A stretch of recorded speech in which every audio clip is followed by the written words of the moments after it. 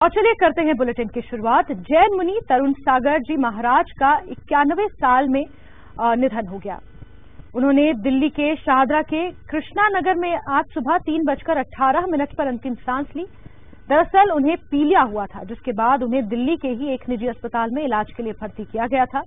बताया जा रहा है कि उन पर दवाओं का असर होना बंद हो गया था। साथ ही जैन मुनि ने इलाज कराने से भी इनकार कर दिया था और कृष्णानगर स्थित राधापुरी जैन मंदिर चातुमाठ स्थल पर जाने का निर्णय लिया। जैन मुनि तरुण सागर का अंतिम संस्कार दोपहर 3 बजे दिल्ली मेरठ हाईवे स्थित तरुण सागरम तीर्थ पर होगा।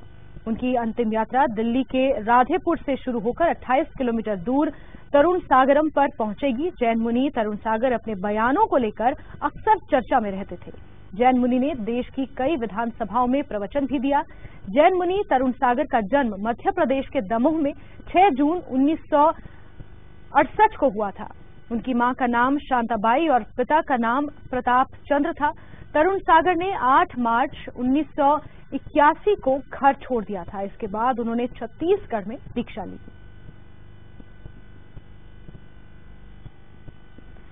सीएम शिवराज सिंह चौहान ने जैन मुनि तरुण सागर जी महाराज के निधन पर गहरा दुख व्यक्त किया है।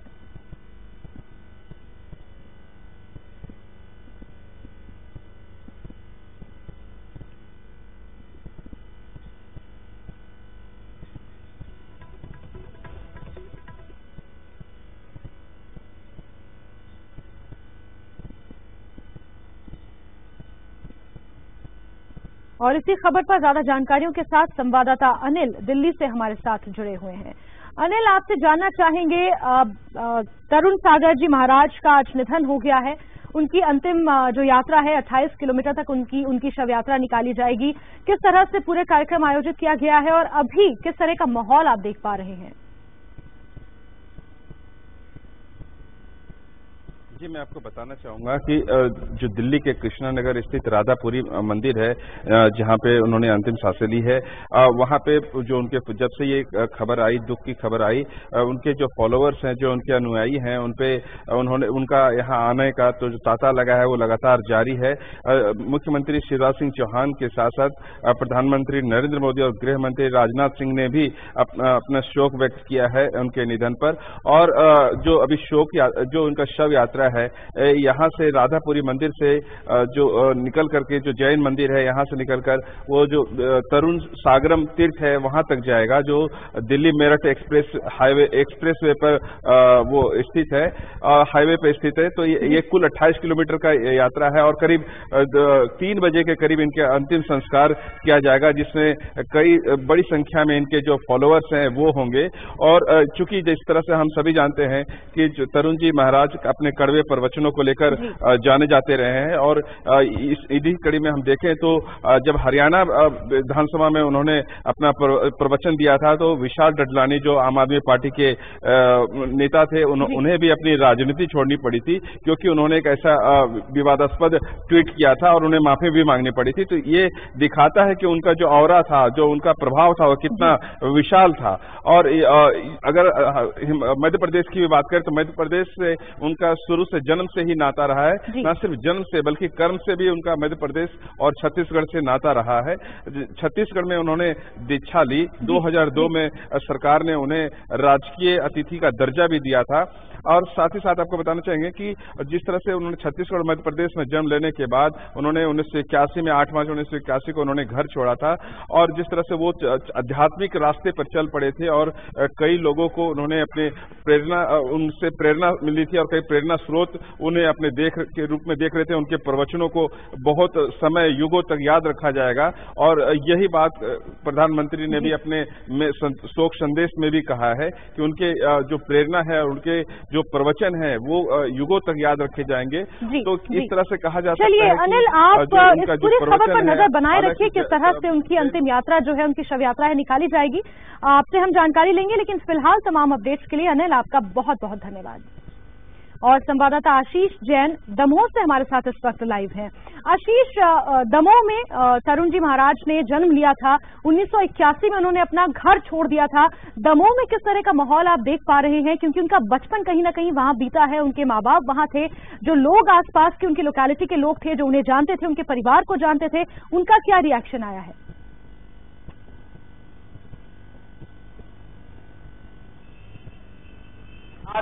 दमोह पूरे जिले में शोक की लहर फैली हुई है। जैन समाज के वरिष्ठ जन हमारे साथ मौजूद हैं और हम उनसे ही जानेंगे किस तरह का मामला था तरुण सागर जी का, कैसे थे वो और क्या उनका सब कुछ। हमारे साथ है अजीत कंडिया जी जो जैन समाज के पूर्व जिलाध्यक्ष हैं और तरुण सागर जी की बहुत करीबी है, उनसे ही जानते हैं किस तरह का माहौल है, किस तरह से उनके बीच आपका करीबी थे। कंडिया जी, किस तरह से करीबी था तरुण सागर जी से आपका? आज ये समाचार जैसे ही मिला कि तरुण सागर महाराज का समाधि मरण हो गया है, पूरा जिला शोक में डूब गया है। जैन समाज एक पहचान थी, एक शान थी, तरुण सागर महाराज के नाम से पहचानी जाती थी। हम लोग गौरवान्वित होते थे उनके नाम से कि आज तरुण सागर जी ने पूरे देश में जो दमोह समाज का नाम रोशन किया है, वो हम आज पूरा का पूरा दमोह जैन समाज सगा सा महसूस कर रहा है अपने आप को। ऐसा लग रहा है जैसे कि हमारा सब कुछ खो गया है। एक संत थे, एक विचारक थे, क्रांतिकारी संत थे, उन्होंने जैन समाज को एक नई दिशा दी थी, नई सोच दी थी। उन्होंने दूसरी चीजों से हटकर, आडंबरों से हटकर एक नई पहचान दमोह के अंदर बनाई थी, पूरे जैन समाज को बनाई थी और लाखों लाखों लोग उनके प्रवचन में इकट्ठे होते थे। छोटे से गांव में, गोची ग्राम में जन्मे, जहां पर 450 घर की छोटी छोटी टपरियां थी, जिसमें एक घर का जैन समाज। उसमें वो उनका जन्म हुआ। 13 साल की उम्र में झलौन छोटा सा गांव था, जहां से वो रोज स्कूल से आया करते थे पढ़ने पैदल। और उन्होंने एक संत के प्रवचन सुन के, पुष्पेंद्र सागर महाराज के प्रवचन सुन के उनको वहीं वैराग हुआ। उन्होंने वहीं बस्ता पटका और वो उनके साथ चल निकले और आज पूरे देश में और नई पूरे दुनिया में उन्होंने अपनी पहचान बनाई। मैं दमोह समाज की ओर से उनको अपनी ओर से विनम्र श्रद्धांजलि अर्पित करता हूँ। जसबीर जी, एक और व्यक्ति हैं यूसी जैन साहब, वो भी बहुत तरुण सागर जी के करीबी रहे, वो भी हमारे साथ है, उनसे भी बात करते। क्या कुछ करीबी नाता था तरुण सागर जी से आप?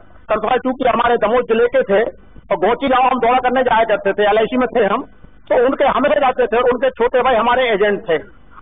और उन्होंने जो जैन धर्म का प्रचार प्रसार, महावीर स्वामी को जो मंदिर से लगे चौराहा तक और पूरे देश के अंदर जो उनके कीर्ति लाई उनने, ये बहुत बड़ी उनकी उपलब्धि थे जी। और तरह की यादें हमसे जुड़ी हैं आपकी? उनके साथ तो हमेशा उनके दर्शनों के लिए हम जाया करते थे, जहां जहां उनके चौमासे होते थे, उनके दर्शनों को जाना, उनका आशीर्वाद लेना। और जो हम लोग देखते थे अभूतपूर्व छवि थी, ऐसा छवि, ऐसी उज्ज्वलता हमने कहीं नहीं देखी। जो तरुण साम्राज्य के अंदर जोश ऊर्जावान था उनके अंदर था, वो हमने कहीं नहीं देखा।